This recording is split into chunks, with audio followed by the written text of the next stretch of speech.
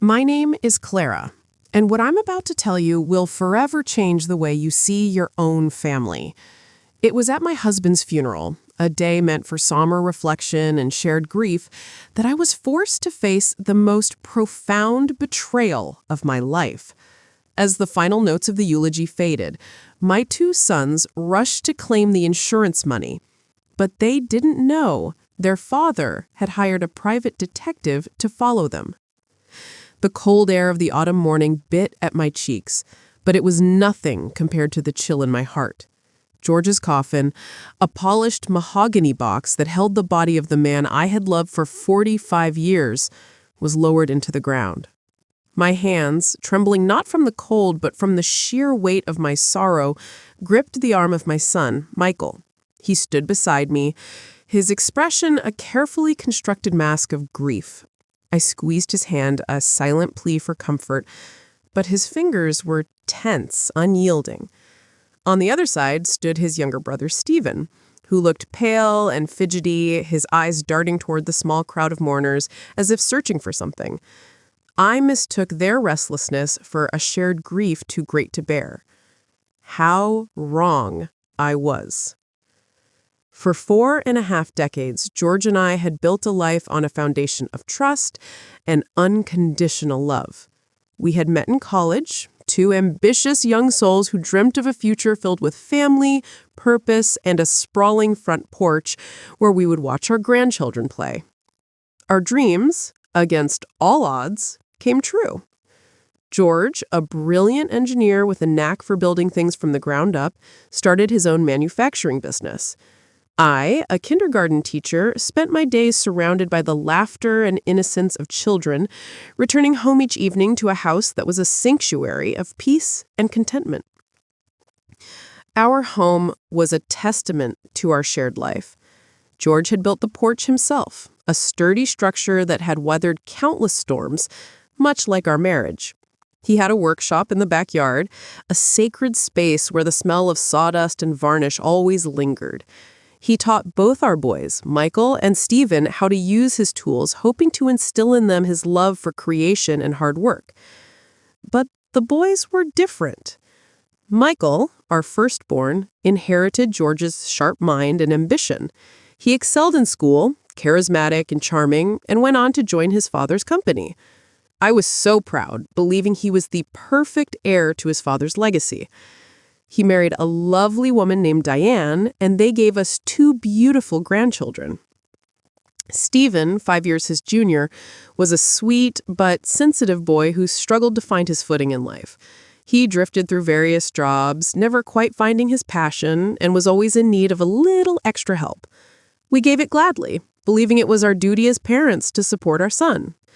He never married or had children, and we thought he felt the weight of his brother's success. George and I often had private conversations about how we could help him find his purpose. We believed in them both, unequivocally. Our sons were our world. They were all we had, and we would have given them anything. It never once crossed my mind that they would be willing to take everything. The first signs of something amiss began subtly, too subtly for a loving mother to notice. A few months ago, George had started to complain of a strange fatigue, a persistent ache in his bones that no amount of rest seemed to cure. He, a man of boundless energy and quiet strength, was fading before my eyes. He went to the doctor, who ran a series of tests, but before we could even get the results, George was gone. A sudden, massive heart attack took him in his sleep, leaving me with a bed that felt vast and empty. The shock of his death was a physical blow, a pain so sharp it made it difficult to breathe. I was still in the haze of my grief when my sons arrived. They were my anchors, I thought, my salvation. They moved through the house, taking charge of all the arrangements, from the funeral home to the invitations. I was too numb to think, too lost in a world without George to even consider the details. I trusted them completely. They were my boys, after all. The night before the funeral, as I sat alone in the quiet living room, unable to sleep, Michael came in and sat beside me. "Mom," he said, his voice soft, I know this is difficult, but we need to talk about Dad's affairs. The business, the accounts. There are a lot of details to handle. I just nodded, grateful for his foresight, for his willingness to take on the burden I couldn't carry. Dad always said he had a life insurance policy, Stephen chimed in from the doorway, his tone a little too casual. He had a lot of them, actually. We should get on that soon. The bills are piling up. A small shiver ran down my spine, a fleeting moment of unease. They were talking about money, about assets, while their father's body was just a few miles away. I dismissed the thought. They were just being practical, I told myself. George would have wanted them to be responsible. They were his sons, and they were grieving in their own way. But at the funeral, their practicality transformed into something grotesque. After the brief service at the graveside, as people came forward to offer their condolences, I noticed Michael and Stephen standing together, speaking in hushed, urgent tones. They weren't looking at the mourners or at their father's grave. They were looking at their phones. I heard snippets of their conversation, words like beneficiary, policy numbers, and death certificate. A cold, hard knot formed in my stomach. I turned to my sister-in-law, Martha, and saw a similar look of confusion in her eyes. "They're already talking about this?" she whispered, her voice laced with disgust. "At their father's funeral?" I pulled her aside, feeling a flush of shame. They're just taking care of everything, Martha. They're being strong for me." She gave me a sympathetic but skeptical look. "Clara, being strong for you means being here for you, not calculating the value of your sorrow." Her words, sharp and direct, struck a chord of uncomfortable truth. The following days were a whirlwind of legal documents, meetings with lawyers, and conversations that felt transactional rather than comforting. Michael, a slick and confident businessman, took the lead. He spoke of liquidating assets, investing for the future, and setting up accounts for the grandchildren. His words, which once sounded so responsible, now carried a cold, calculated ring. Stephen followed his lead, a loyal but nervous second-in-command, nodding and agreeing with everything his older brother said. I saw them through a different lens now, one Martha had forced me to look through. They were no longer my sweet boys, but two men driven by a greed I could not comprehend. I tried to talk to Michael one evening to express my discomfort, but he dismissed my feelings with a practiced ease. "Mom, you're just tired and sad. Dad would have wanted us to be smart with his money." The coldness in his eyes, the lack of empathy, was like a slap in the face. I wanted to believe him, but a persistent, gnawing doubt had taken root in my heart. Stephen was even worse. He avoided my gaze, and when I tried to ask him about their plans, he would mumble and look away, visibly uncomfortable. The sweet, sensitive boy I knew was gone, replaced by a nervous man who could not meet my eyes. I was living in a nightmare, watching my sons, my flesh and blood, plot against their own mother. But I was so lost in my grief and confusion that I did nothing. I signed the papers they put in front of me, listened to their empty words of comfort, and retreated into my loneliness. The day after the funeral, as I sat on the porch, staring at the empty swing where George and I used to sit, a stranger approached. He was a tall man in a plain suit, with kind but weary eyes. He held a small, inconspicuous briefcase. He didn't introduce himself with a polite handshake or an expression of sympathy. Instead, he simply looked at me and said, "Mrs. Miller? My name is Patrick. I work for your husband. He asked me to give you this in the event of his passing." He handed me a large manila envelope sealed with red wax. My heart pounded in my chest. What was this? I didn't know a Patrick. George never mentioned him.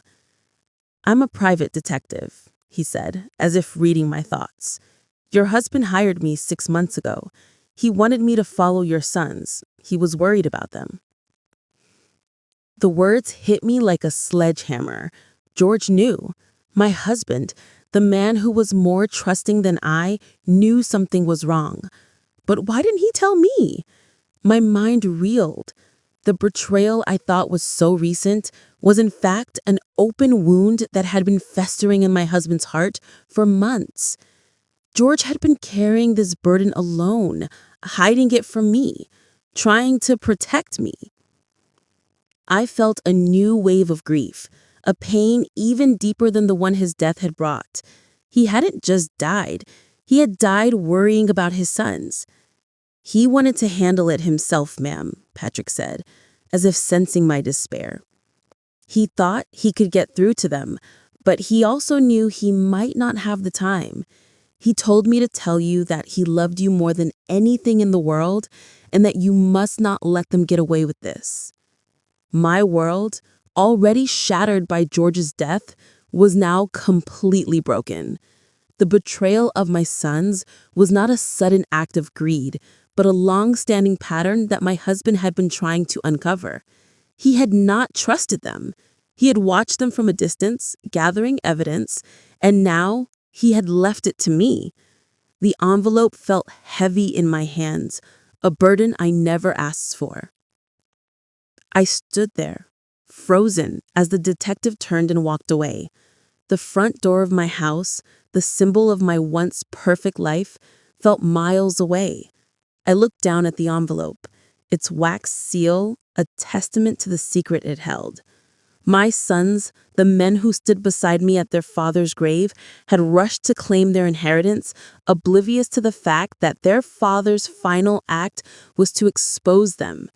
And now, it was my turn to decide if I would be a victim of their lies or the instrument of my husband's last wish. Clara's hands trembled as she clutched the manila envelope.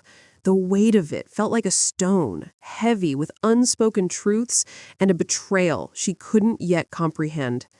She stood on her porch, a place that had always been a sanctuary of peace, but now felt like the edge of a precipice. The detective's words echoed in her mind. Your husband hired me. He was worried about them. George, her steadfast, trusting George, had been carrying this burden alone right up until his last breath. The thought was more painful than her grief. It wasn't just his death she was mourning. It was the loss of the perfect, trusting reality they had built. With a heart pounding in her chest, Clara retreated into the empty silence of her home. The familiar scent of George's pipe tobacco and the faint aroma of fresh-cut wood from his workshop now felt like ghosts. She sat at the kitchen table, the same one where they'd shared thousands of meals, and slowly, carefully, broke the wax seal. Inside, she found a series of documents, a small voice recorder, and a letter addressed to her in George's familiar, steady handwriting. She picked up the letter first. Her hands shook so much she could barely hold it. My dearest Clara, it began, if you are reading this, it means I was too late.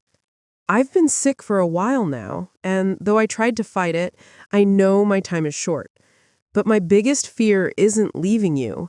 It's leaving you to face this alone. Our sons, they have lost their way. He went on to explain his suspicions. It had started with small things. Missing checks from the business, followed by a mysterious dip in their savings account. He had initially dismissed it, thinking it was a clerical error or a temporary oversight. But as he began to discreetly investigate, he found a tangled web of lies. Michael, the charming golden boy, was deep in debt from a series of failed investments and a secret gambling habit. He wasn't just struggling, he was desperate. And Stephen, the quiet, sensitive one, was being manipulated by his older brother, who had roped him into a series of shady deals, using his name and credit to secure loans. The money they had taken from the parents' accounts was a drop in the ocean compared to what they owed. I tried to talk to them, Clara, the letter continued, but they denied everything. They twisted my words, made me feel like I was going crazy, like my illness was making me paranoid. That's when I knew I couldn't face them alone. I hired a private detective to gather irrefutable evidence. He found that they've been siphoning off funds for over a year now. I was going to confront them one last time with the proof and give them a chance to confess and return the money, but my heart... The letter ended abruptly, a testament to the suddenness of his passing. Clara felt a wave of nausea. Her world was imploding. The pain of her husband's death was now compounded by the bitter taste of betrayal. She reread the letter, her eyes tracing over every word, every painful confession of her husband's fear and sorrow. How had she been so blind? She had attributed their tense conversations, their hurried phone calls, to the stresses of George's illness. She had trusted their facade, their empty words of comfort, and their calculated display of grief. For the next few days, Clara moved through her house like a ghost. She canceled all appointments, ignoring phone calls from friends and family. She didn't have the strength to pretend anymore. She was grieving not just a husband, but a lifetime of beautiful lies. She spent her days poring over the documents the detective had provided. Bank statements with large, unexplained withdrawals, forged signatures on loan applications, and spreadsheets detailing Michael's crippling debt. The evidence was overwhelming, an undeniable testament to her son's deceit. One evening, as she sat with her memories and her grief, her phone rang. It was Michael. She took a deep breath, steeling herself. "Mom? We've been trying to reach you. We're worried." His voice was laced with a feigned concern that now made her skin crawl. "We need to meet tomorrow to talk about the final arrangements for Dad's will and the life insurance policies. The lawyer is ready to proceed." The audacity of it all was breathtaking. They weren't even waiting for the dust to settle on his grave. They were vultures, circling, ready to pick the bones clean. "I don't think that's a good idea," Clara said, her voice a calm she didn't feel. "I'm not ready to talk about any of that." A flicker of irritation, quickly masked, entered Michael's tone. "Mom, you have to be. We need to do this quickly for tax purposes. It's what Dad would have wanted." "How do you know what your father wanted?" she asked, the words like a physical blow. The silence on the other end of the line was deafening. "What is that supposed to mean?" Michael's voice had lost its veneer of calm and was now filled with a cold, hard edge. Clara hung up, her heart pounding. The facade was cracking. She had spent a lifetime nurturing them, and they had spent a lifetime taking. The realization was a devastating blow, but with it came a flicker of something new: anger. The next day, Stephen showed up at her door. He looked haggard, his face pale and his eyes bloodshot. He didn't come to comfort her. He came for answers. "Mom, Michael told me you said something about Dad. Did something happen?" He wrung his hands, a habit he'd had since he was a boy. Clara looked at him, searching for the sweet, sensitive child she had raised. All she saw was a terrified man, a pawn in his brother's game. "Your father knew Stephen," she said, her voice low and steady. He froze, the color draining from his face. "Knew what, Mom? I don't know what you're talking about." "He knew about your debts. He knew about the money you and Michael have been taking." He stumbled back, a look of sheer terror on his face. "It was Michael, Mom. He told me it was an investment. He said we would pay it all back." His voice was a pathetic whimper, a desperate plea for her to believe him. The boy was still there, somewhere beneath the layers of greed and fear, but it was too late. He had made his choice. Clara closed the door, leaving him standing there in the cold. Her heart ached, not with sorrow, but with the painful, burning knowledge that the sons she had loved so fiercely were strangers. This was not grief. It was betrayal in its purest form, and she was no longer a grieving widow. She was a mother, heartbroken but clear-eyed. And she was going to fight for the memory of the man she loved and for the legacy he had worked so hard to build. The sorrow was still there, a constant companion, but it was now overshadowed by a quiet, steely resolve. She would do what George couldn't. She would fight for justice, and she would make sure they paid for every single lie. Clara closed the door on her son Stephen, a boy who had become a stranger, a man consumed by his brother's lies. The cold air from outside rushed in, but it was nothing compared to the chill of the truth that had finally settled in her heart. She wasn't just a grieving widow anymore. She was a woman wronged, a mother betrayed. The pain of her husband George's death was now a sharp, focused fire in her gut. It was a fire of resolve, fueled by the evidence she held in her hands. For the next week, Clara became a ghost in her own home, a phantom moving with a purpose no one could see. She didn't answer the door or the phone, ignoring the increasingly frantic calls and text messages from Michael and Stephen. She knew what they wanted: the papers, the signatures, the money. Their words, once so full of feigned concern, were now laced with thinly veiled impatience and frustration. They were no longer pretending to grieve. They were openly circling their prey. Clara spent her days and nights poring over the documents the private detective, Patrick, had given her. She read every bank statement, every loan application, every forged signature. She saw the story of her son's downfall laid out in black and white. It wasn't a sudden descent. It was a slow, deliberate slide into an abyss of debt and deceit. Michael's gambling debts were astronomical, and Stephen's name was on a series of predatory loans, all co-signed by his older brother. The money they had taken from their parents' accounts was a mere fraction of what they owed.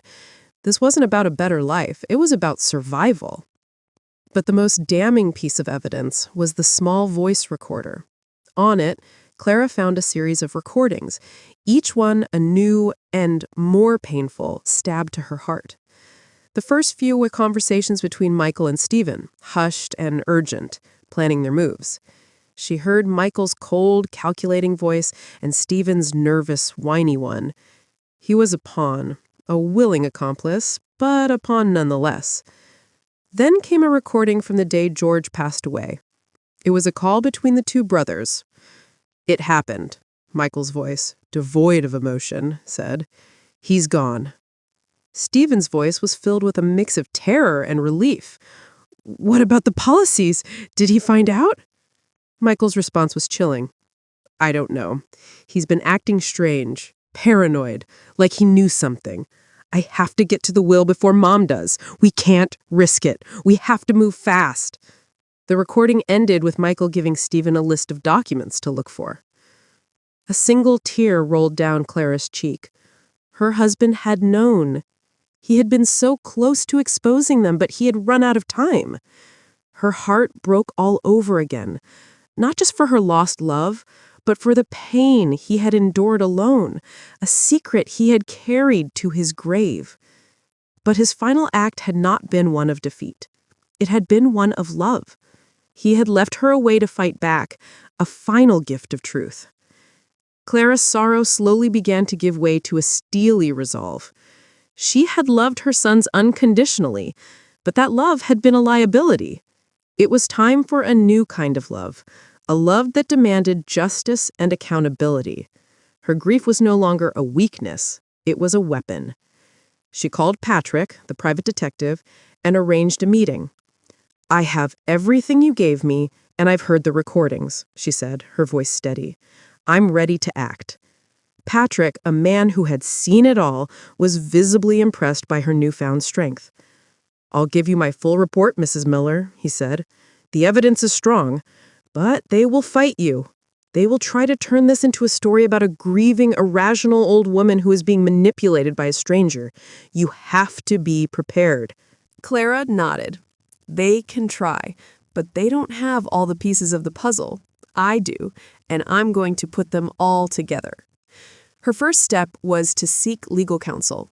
She found an old friend of George's, a brilliant lawyer named Arthur, who specialized in probate cases. He was shocked by her story, but once he saw the evidence, his shock turned to fury. "This is not just a civil case, Clara," he said, his voice hard. "This is criminal. Your sons have committed fraud, theft, and God knows what else. We can't just take their share of the inheritance. We have to go to the police." Clara hesitated. The thought of turning her own children over to the police, the children she had nurtured and raised, was a bitter pill to swallow. Is there another way? A way to get the money back without destroying them? Arthur looked at her with a mix of pity and frustration.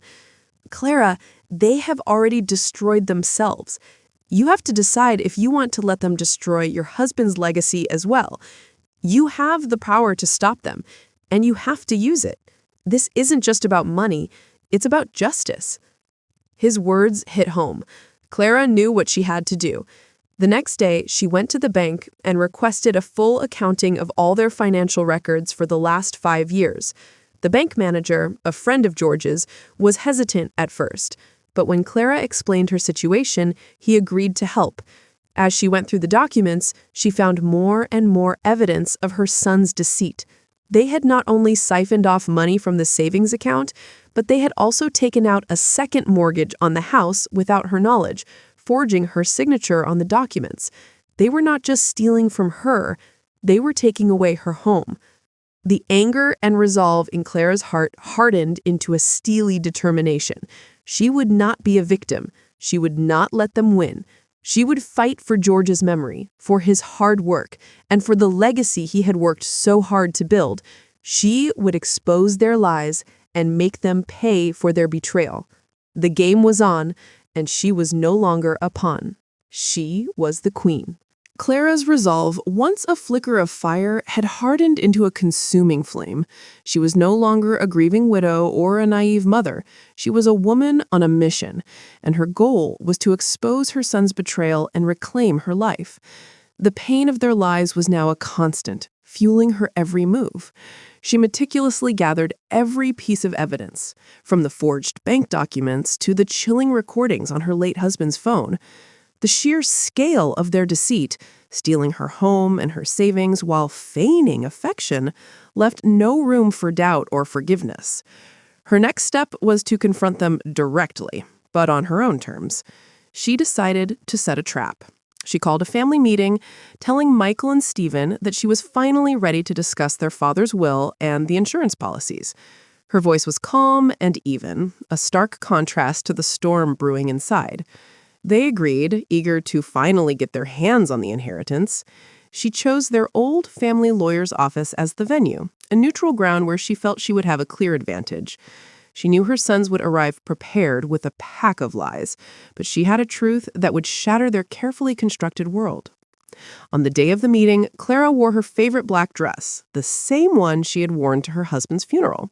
She looked calm and composed, but inside her heart was a drum, beating a rhythm of nervous anticipation and grim determination.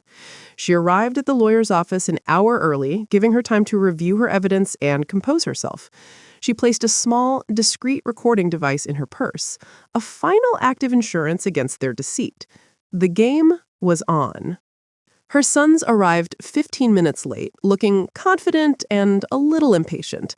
Michael, dressed in a sharp business suit, took charge immediately.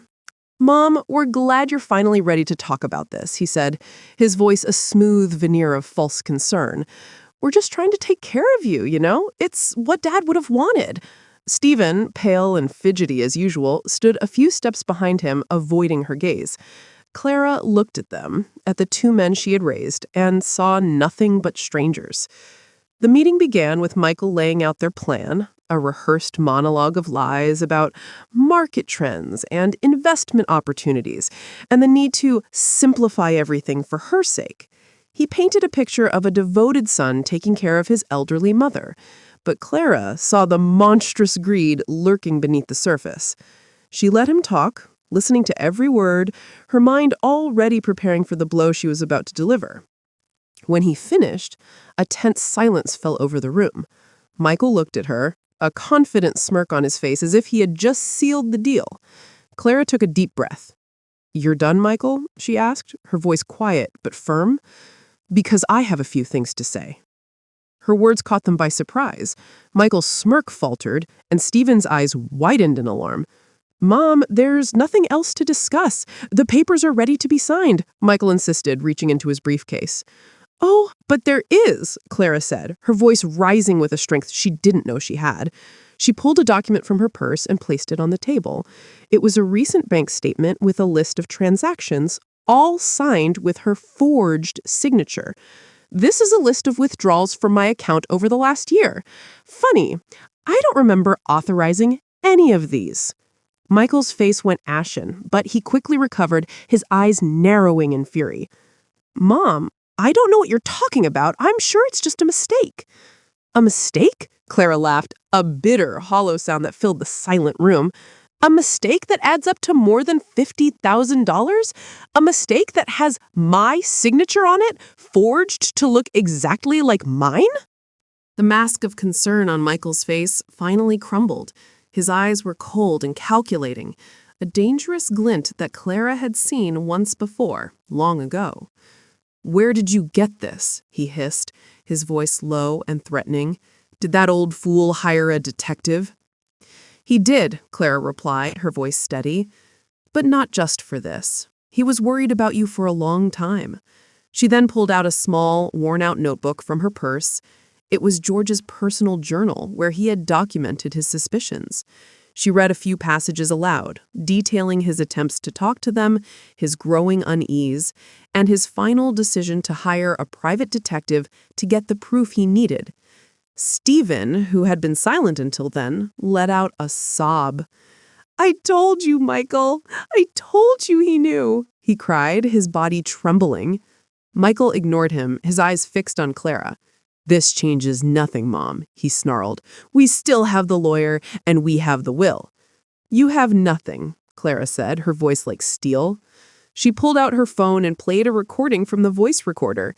It was a conversation between Michael and Stephen, a phone call from the night of the funeral, where they had discussed claiming the insurance money and worried about their father having known about their debts. The recording ended, leaving a deafening silence in the room. Michael's face was a mask of pure rage, and Stephen was sobbing uncontrollably, his head in his hands. The game was over. "You're a monster, Michael," Clara said, her voice filled with a heartbreaking sorrow. "And you, Stephen," she looked at her younger son, "you're nothing but a coward. Your father loved you both. He gave you everything, and you repaid him with lies and deceit. But the truth is, this isn't the first time you've hurt him." She paused, the weight of the moment pressing down on her. The air in the room was thick with tension. It was time for the final truth, the secret that had been buried for 25 years. "Tell me, Michael," she said, her voice low and filled with pain. "Tell me what really happened to your brother, Richard." Michael's eyes widened in a mixture of terror and disbelief. He hadn't expected her to know. "It was an accident," he stammered, his bravado gone. "It was an accident." "No, it wasn't," Clara said, breaking her voice. "Your father told me everything. He saw you arguing with him. He saw you push him." She turned to Stephen, who looked up with tears in his eyes. "You were there, weren't you, Stephen? You saw what happened, and you've been living with that secret your whole life." Stephen nodded, his body racked with sobs. "I'm so sorry, Mom," he cried. "I'm so sorry." The alliance of the two brothers, built on a foundation of lies and a buried secret, fell apart in a matter of minutes. They began to turn on each other, Michael yelling accusations at Stephen and Stephen confessing to everything, trying to save himself from his older brother's wrath.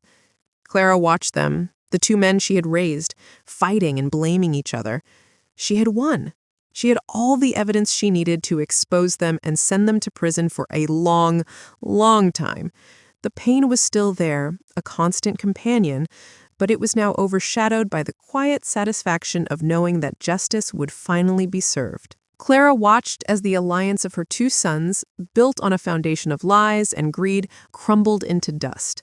The truth, once a quiet whisper in her heart, was now a thunderous roar. Stephen, sobbing uncontrollably, confessed to everything: the forged signatures, the stolen money, and finally the horrible secret of his brother's role in their father's death. Michael, his mask of a successful businessman finally gone, was a monster of pure rage and terror, screaming accusations at his brother as the police, summoned by the lawyer Arthur, entered the room. The game was over. The police arrested Michael and Stephen, reading them their rights, as Clara watched with heart filled with both sorrow and a grim satisfaction. They were no longer her sons. They were criminals, and they had to pay for their crimes. The years of lies, deceit, and manipulation were over.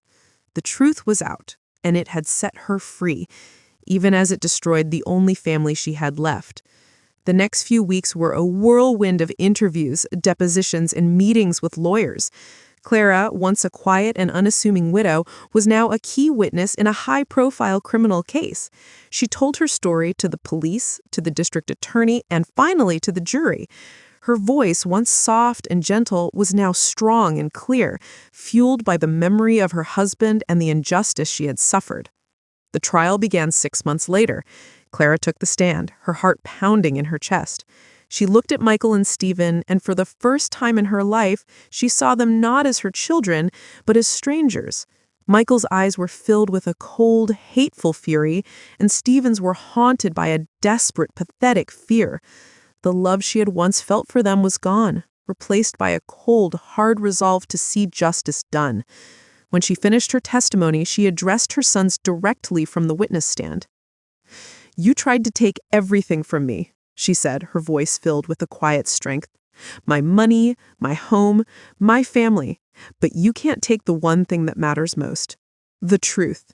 And the truth is, you are no longer my sons." The jury deliberated for 3 days before finding Michael and Stephen guilty of fraud, theft, and conspiracy. Michael received a life sentence, and Stephen, due to his confession and mental state, received a lesser sentence but still faced decades in prison. The verdict was a victory for Clara, a vindication of her husband's final act, and a testament to her own strength. But it was also a tragedy, a painful reminder of the family she had lost. The life insurance money was rightfully returned to her, and the house, which had been in her family for generations, was hers again. But the emptiness was still there. Now, a year later, Clara has found a new sense of purpose. She has established a foundation in her husband's name, dedicated to helping families who have been betrayed by their own children. She travels across the country, sharing her story and helping others to find the strength and courage to fight for justice. She has also found peace in a quiet corner of her heart, a place where the memory of George is a constant source of comfort. She knows he would be proud of her, proud of the way she fought for his legacy and for the truth.